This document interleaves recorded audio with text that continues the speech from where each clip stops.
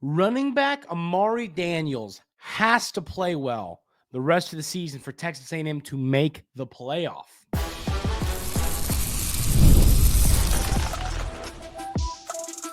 You are Locked On Aggies, your daily podcast on the Texas A&M Aggies, part of the Locked On Podcast Network, your team every day. Welcome on into Locked On Aggies. I'm your host, Andrew Stefaniak. Thanks for making Locked On Aggies your first listen every single day. And on the show today, ladies and gentlemen, we're going to talk a little bit in segment 3 about how carries might be spread out with the injuries in your running back room now.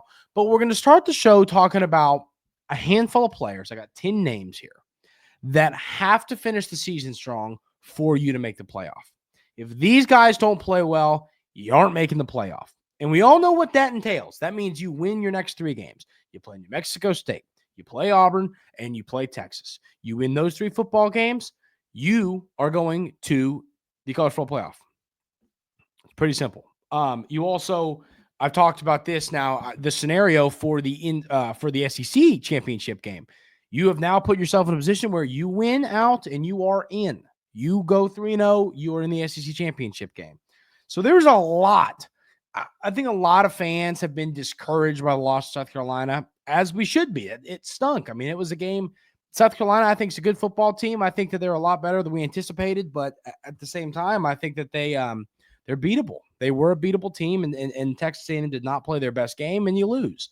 But there's still a lot to be played. There's a lot to play for the Aggies, is my point. There's a lot still to play for. So do not give up on this team. They're still fighting for something special. But like I said, the number one player, and this is the sad reality of what's happened now, Amari Daniels, I think, is now the most important player on the team.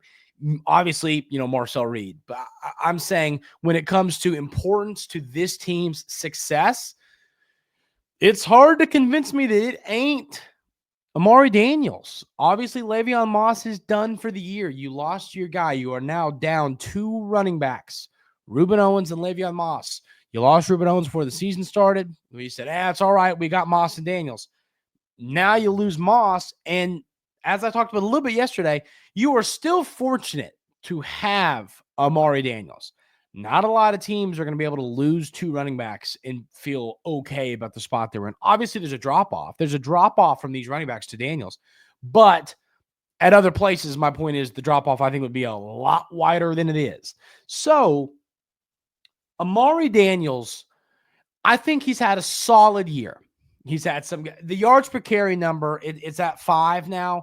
There were games this season where it was not great. And then he's had games this year where he's been incredible. So the point is, we need great Amari Daniels to show up every single game. So like I said, of course, on the season so far, Amari Daniels has rushed 94 times for 466 yards, 5 yards a tote. He's also got 6 scores on the ground. He has caught, 5 passes for 59 yards. So obviously he was the RB2 on this team, but he had a ton of usage. I think we learned that even though Le'Veon Moss was the guy for this coaching staff, and this coaching staff made that very clear, your RB2 is getting some reps. So yeah, Amari Daniels got some reps, which I think is a good thing for him. I think that he's fresh. But he's also played a lot of football. He's ready to get thrown in and be the guy for this team. I'm worried about this drop off, but at the same time, I think that we're Texas A&M fans. We're fortunate that this drop off is what it is, because at a lot of places it'd be a lot worse. So I think the play of Amari Daniels the rest of the season will make or break this season. If Amari Daniels plays well, I think this team can beat Auburn and Texas and go to the playoff. If he isn't great and he averages 3.2 yards per carry over the next 3 games, you definitely lose to Texas. And heck, I think Auburn could give you a game. So that just shows you the importance of Amari Daniels. The next name I have here is Barber. I mean, something we talked about on the show, I believe it was Friday last week. I talked about how, hey, I think you're going to have to go get some receivers in the portal. I mean, every name here, every name that you could list: Noah Thomas, Moose, Jade Walker, Cyrus Allen. I think all of these names, they've had games where they've looked good, but nobody has proven that they're that guy. And at the end of the day, somebody has to prove they're that guy. I've lost a little bit of confidence in Noah Thomas being that guy. Maybe some haven't. Here's what I challenge y'all to do. Those who still have, and I'm not trying to hate on Noah Thomas. He's had some great games. I'm just telling y'all. This week I've watched every Texas A&M game back. I've watched every offensive snap back.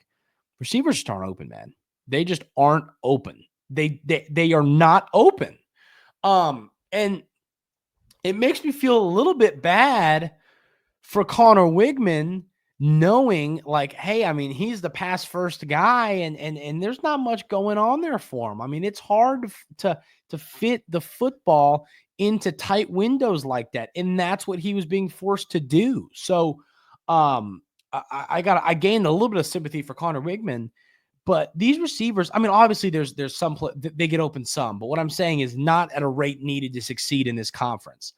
Jabri Barber, I think, has showed some flashes. And once again, he is still just getting back to being healthy. He missed a couple games early in the year. Which game was his first game of the year? I forget now. He has played in, here, I'll tell you right now. Florida looks like was his first, at least his first catch. So 1, 2, 3, 4, 5, 6. He's played in 7 games. Coming off that injury, coming off that surgery, I think it makes sense that Jabri Barber needs a little bit of time to get back to getting healthy, get back to feeling right. But I'm telling you, I have seen some flashes from Jabri Barber. I believe in him. Is he going to be that alpha, always open wide receiver one? No, but I think he's going to be your closest thing to it, is kind of my plan. I think he's going to be the closest thing you see to that. So I am bought in on Jabri Barber. And yes, I think you're going to get games from Thomas and Allen and Walker. You're going to get games. Even Bussey, I think you're going to get some great performances. You're going to see some performances from these different players. But I think that Barber he looks shifty. He gets open. I like the way he plays the game, and I'm hoping that maybe the more he gets healthier and healthier, maybe the week off and then the game against Mexico State gives him more opportunity to get dialed in. He can have a strong end of the season and be a reliable guy for Marcel Reed throughout the rest of the year. So that is the second most important player I have here on this list. And the next name I have here is Terion York. And I'll tell you why. Against South Carolina, the tackling was ugly. We talked about it. You missed about 25 tackles. That will not work. It's funny. When Texas A&M dropped the game to Notre Dame and the Aggies missed 19 tackles, I'm like, my goodness, 19 tackles. I've never seen anything like that in my life. And then they missed 25 tackles against South Carolina. Good luck winning a football game where you miss 25 tackles. It ain't going to happen. So quit asking. Seriously, you're just not going to win a game like that. So looking at, hopefully this has been something. To me, what I don't understand about struggling with tackling, I'll be honest with you, is anybody that's played a sport, as I told you, obviously I played football in high school, but baseball was my main sport. Baseball is, there's just things that are just natural. They're just a natural part of learning a sport. And tackling, it's like every year at practice for baseball, we go over base running. Like in high school and college, obviously in college I was a PO, so it didn't bother me as much. But in high school, it's like, oh my gosh, why are we going? I know how to run the bases. We've been doing this since we were 4 years old. We are 18. We know how to run bases. But they do it because it's got to be instilled in your brain. That's what tackling is supposed to be. So I don't understand why, and obviously I get it. I'm not saying it's easy to go tackle superhuman athletes running at a high rate of speed that can bench press 700 pounds. Nothing about it's easy. But these players, it's just the form isn't there. They're trying to, no one's wrapping up. There's problems there. And I'm hoping that Terion York can kind of be the leader, as we know he is, of this defense and say, hey, listen, listen to me. We got to wrap up. We got to tackle the right way. We got to play the right way. I'm hoping that as a leader, he's able to do that. Maybe it's lead by example. Maybe he's going to wrap up on every tackle because he's missed a few this year. So I think Terion York, I think he's had an okay season, but he hasn't had the season that we anticipated him having. So it'd be great if he could show up when it matters the most and really finish this year out strong for this football team. So that is my next guy. I've got a bunch of names left to talk about. Most importantly is Nick Scorton. And we'll get into why coming up right here on Locked On Aggies. But first, I get to talk about our friends over at Roy. Texas A&M fans, listen up. You need to download the Roy app. You have heard us talk about Roy this season and how they are revolutionizing the NIL industry. Roy allows you, the fan, to have a say in who gets the NIL money. And here's what I absolutely love about Roy. You get your money back if the player transfers. Roy is helping us keep our team intact, and it's actually good for the game long term. I kind of remember this year, I think one of my favorite performances of the year so far for Texas A&M was when Marcel Reed came in against LSU and just lit things up. You can show your support for Marcel Reed by depositing a little appreciation onto that player's account. To do that, download the Roy app. You can see what the logo looks like if you're watching on YouTube, or just join Roy.com. Now let's spotlight Roy/Locked On College Player of the Week. Well, like I said, Texas A&M didn't play this week, but I'll tell you this. I think last week, despite the loss, it's a guy who we just got done talking about. It's probably Barber. Let's go throw some money into his account on Roy. Every contribution counts, $10, $20. It all adds up and is going to help your favorite players stay put. Join me and show some love for Barber. Download the Roy app or go to joinroy.com today. Use promo code Locked On. Every athlete from every team is there. No purchase necessary, void or prohibited. Go to joinroy.com for full terms. Roy, support the players, change the game. So got a few more player names here. And one that I want to highlight too is none other than Nick Scorton. The darling child of this defense, the player that is going to be a first-round pick in the NFL draft. He's just a special, special player. I mean, on the year so far, Scorton has already racked up 5 sacks on the year. I mean, the numbers have been solid. I expect him. I expect some more from him. I think he's going to add some more sacks throughout the year. He's got 27 tackles. He's got a ton of tackles for loss. He's just had a really solid year. And I expect him to continue to get better. But, I mean, against Texas, I'm not as worried about Auburn. I mean, obviously, if you can get pressure on whoever their quarterback is, whether it's Thorne or whoever the heck it is at that point in the season, if you can get pressure, that helps. And you want to get pressure always. But if you can get pressure against Texas, against yours, that would be extremely ideal. It would be really great if Nick Scorton could have his best game of the season against Texas. But he's a player, once again, when you talk about guys that have to show up for this team to finish out the season strong, Nick Scorton has got to be high up on that list. He's just a dominant player. The NFL loves him, and he can help himself out. You go collect 4 or 5 more sacks somehow in these next few games, more tackle for losses, play great football. All he's going to do is make himself more money. So I think Nick Scorton is a guy that you'd love to see play well down the stretch of the season for the Aggies. Another name I have is, and this is a boring one, but it isn't, and it's Marcel Reed. I mean, the thing about Marcel Reed, he is still so young when it comes to playing the quarterback position. I mean, let's think about the games he's played. He's now played in, obviously, the Oklahoma State game last year. He played against Florida. How many games will this be his 5th game this year? Okay, here we go. He's played against, games where he was the guy. Oklahoma State last year, Florida, Bowling Green, Arkansas, LSU, and then South Carolina. So, I mean, he's played 5-6, career games where he's the guy, right? He's still adjusting to college football. He's not played a ton of games. I mean, he's got a lot of figuring out left to do.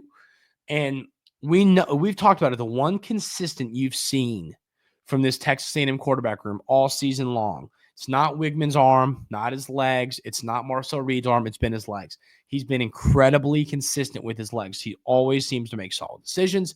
He's in the right spot. He does the right things. He makes big plays happen. He's doing a lot well with his legs. You'd love to see his arm continue to develop over the last few games of the season, because if Marcel Reed's the guy of the future, which I'm starting to believe he definitely is, he's got to be better with his arm. If he can figure it out and start to be a more accurate passer and be that guy who can beat you in every possible way, watch out. He's going to be that good of a player. I mean, we've seen those type of players. I mean, a player like that won the Heisman last year in Jane Daniels. I mean, these are the types of the quarterbacks that can beat you with their arm and their legs. That's the player that Marcel Reed can be. He's got to continue to develop his arm. He's got to continue to develop to be more accurate. But I think when he does that, Marcel Reed is going to be special. So you'd love to see him continue to get more accurate passing the football as the season goes on. But of course, not rocket science here. You need your starting quarterback to play well to have a successful season. So no question there. The next name I have on this list is, and this is, once again, another name that doesn't spark the most crazy conversation ever, but it's Randy Bond. I mean, at the end of the day, I think that you're going to play a close game with Texas. I don't think Randy Bond's going to matter as much against Mexico State and Auburn. Obviously, go make your kicks, but I mean, I'm hoping that hopefully those games aren't interesting. I do have a feeling that Randy Bond could be called upon for a big-time field goal in the Texas game. We all believe that's going to be a close game. I don't see that being a blowout in either direction. I don't see it being a blowout in favor of the Aggies. I don't see it being a blowout in favor of the Longhorns. I see this being a close game where the winning team wins by 7 or less points. So I do have a feeling that a big-time Randy Bond kick could make the difference against the Longhorns.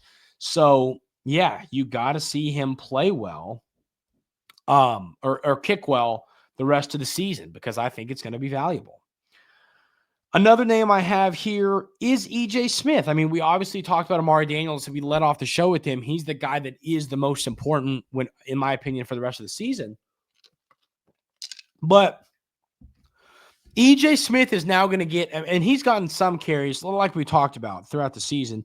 On the year, E.J. Smith has 33 carries. He's gotten a little bit of a workload.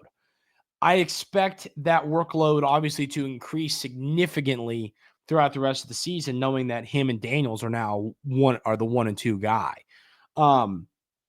Smith is a guy that I was anxious to see what he was going to bring to the table this offseason.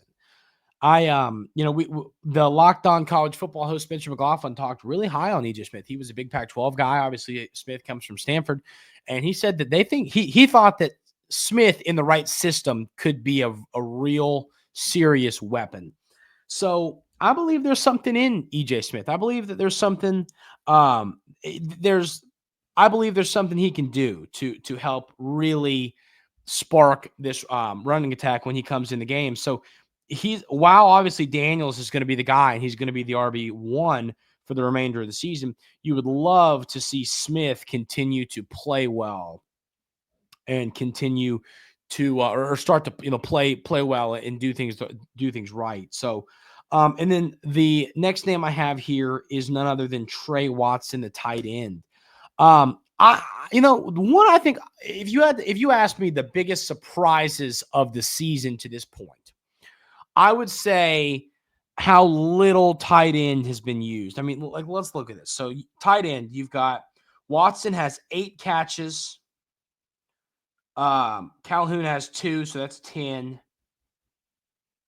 Mellon Orstrom has 4. So 8, 9, 10, 11, 12, 13, 14. You've had 14 receptions go to your tight ends this season. Last season with Sinat over at Kansas State, Coach Klein was feeding the tight end position.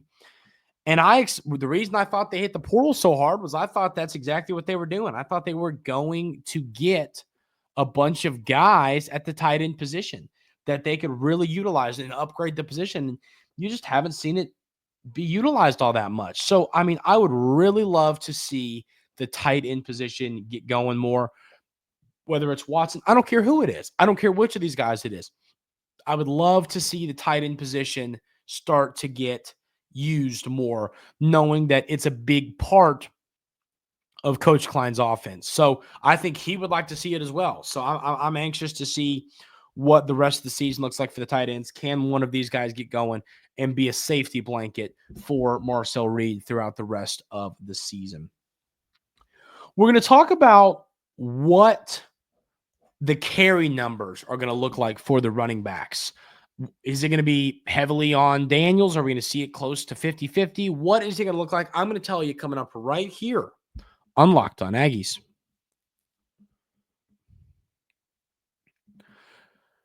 Get ready to tackle the NFL action with FanDuel, America's #1 sportsbook, because right now new customers can bet $5 and get $150 in bonus bets if you win. The FanDuel Sportsbook app gives you everything you need to place live bets on the NFL all in one place. So when you get a hunch in the middle of the game, you can check out the latest stats, view live play-by-play, and so much more on the same page where you place your bets. Just visit FanDuel.com to join today. You'll get started with $150 in bonus bets if you win your first $5 bet. That's FanDuel.com. Never waste a hunch and make every moment more with FanDuel, an official sports betting partner of the NFL, and of course, the Locked On Podcast Network as well. So, how are these carries going to be spread around? And this is going to be interesting. Obviously, it was kind of a, Moss was getting, I mean, like you go game by game. Like, let's go back here let's go to the Missouri game. Okay. Missouri game. I'm pretty sure it was actually a little more even in that game. Yeah. In that game, it was 12 for Moss, 9 for Daniels. EJ Smith actually had 6. I was, kind of in blowout territory against Mississippi State. Le'Veon Moss had 17 carries. Daniels had 12. So, I mean, Moss was only out carrying Daniels by like a 5 to 8 carry number pretty much for the most part per game. So the question is, does that continue here now that it's Daniels and Smith? Or is Daniels going to kind of be really the guy moving forward? Like, is he going to be the guy that's getting the football 18, 20 times a game to Smith's 6 to 8 carries? Is he going to out-carry him by 10 to 12 rather than 5 to 8? And I think that this is a tough one to project. I think that I don't even know if the staff fully knows what they have in EJ Smith yet. I mean, obviously he came in the portal, but they haven't seen him a ton in, game action. He's got 30 carries. So, I mean, he's done some stuff, but I mean, a lot of it's been garbage time. So it's going to be interesting to see what the role looks like for Smith now that you're down 2 running backs. And then, hey, does Terry Bussey get involved? We've talked about it. He's practiced there some. We believe he can do it. Do they get Terry Bussey involved some in the running back room? So that's going to be something to monitor. But I have a feeling you're going to see it look something like, if Texas A&M, like in this game, they ran the ball 37 times against Mississippi State. So let's say I bet you're going to get 18-ish carries. So that means your running backs got 27, 28, 29, 31 carries of 37. Is that right? Because that means Wigman got 3. Barber got 2, 5. Yes, so that's right. So point is this. It's a little different with Marcel Reed running the ball or, quarterbacking, but point stands. I think it's going to be something similar to 18 to 8 in that range. I think you could see the carries kind of being spread between Daniels and Smith. I think Daniels is going to get a bulk of them. I just think the drop-off from Moss to Daniels is smaller than the drop-off from Daniels to Smith. But we still got to see. I mean, he's only carried the football 30 times. Is my whole point. 33, I guess, to be exact. So I mean, we think we know what Smith brings to the table, but we really don't. So I'm kind of anxious to see how these carries are split. And I don't think we're going to get the full story against New Mexico State because, I mean, if you're blowing them out, they're going to want to get Daniels out of that game as quick as possible because, he's kind of all you got there except for Smith. So I don't think that'll be a great indicator. I think the Auburn game will be a better indicator of this. So it'll be something that we talk about and something that we monitor over the next few weeks here at Locked On Aggies. That's going to do it for today's episode of Locked On Aggies. Thank y'all so much for being here every single day. Really, really appreciate it. If you haven't already hit that subscribe button on YouTube, that helps the show a ton.